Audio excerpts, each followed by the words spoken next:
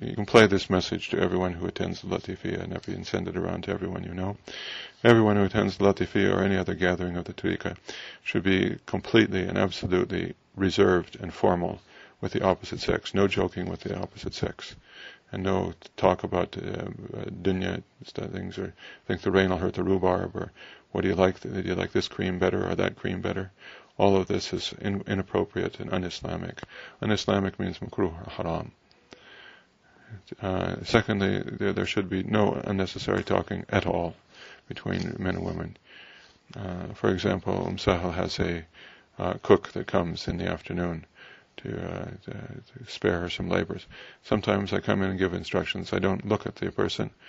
I say, so-and-so, she's from Indonesia. And she looks at me, and I don't look at her. I look at 2 meters over to the left. Usually I look at the wall while I'm talking with her, and I don't say salams to her, and I don't say anything unnecessary. I say, wash these in such and such a manner and boil them and cook them in the pressure cooker for 3 minutes, and when you're done, add these other vegetables over here and cook them, everything, for an additional 2 minutes, and then turn it off. And after I'm finished giving the instructions, I turn my back and walk out of the room without looking to her, without a greeting, without a greeting of parting, without anything.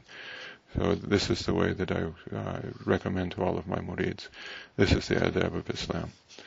And I'm familiar because I lived in a non-Muslim town in the United States, 1,200 people, more of a village actually. But the invidious comparison of other men and women to one's spouse is where affairs begin.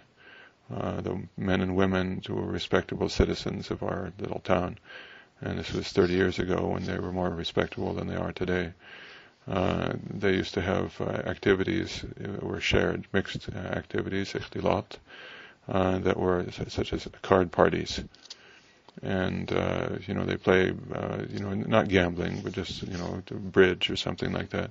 And so they would end up facing the other person's wife or the husband around the card tables as a form of entertainment.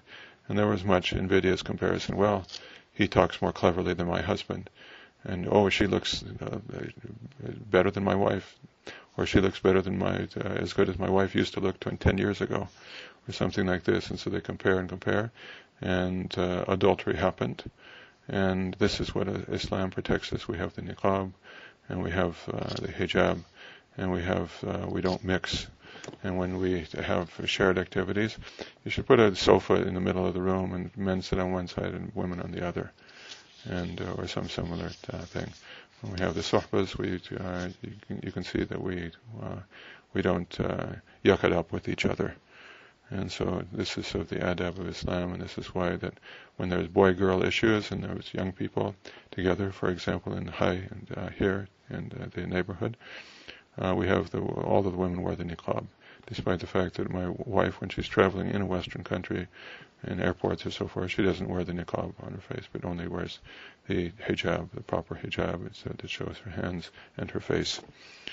However, when we're at the sohbah, she does wear the niqab, because this is where people get to know each other and say, his wife's a real knockout, and whatever it may be. This is great oaks from little acorns grow, in the homely English expression. So be formal and very reserved, and no unnecessary talking at all with the opposite sex, no joking around. This is inappropriate, and this is bad, and this is an opening for the shaitan.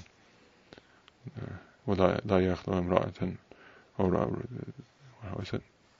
I've forgotten it. Anyway, the Prophet ﷺ, he forbade a man to be alone with a woman. He said no man and woman are ever together alone except that the shaitan is the third one of them. Assalamu alaikum wa rahmatullahi wa barakatuh.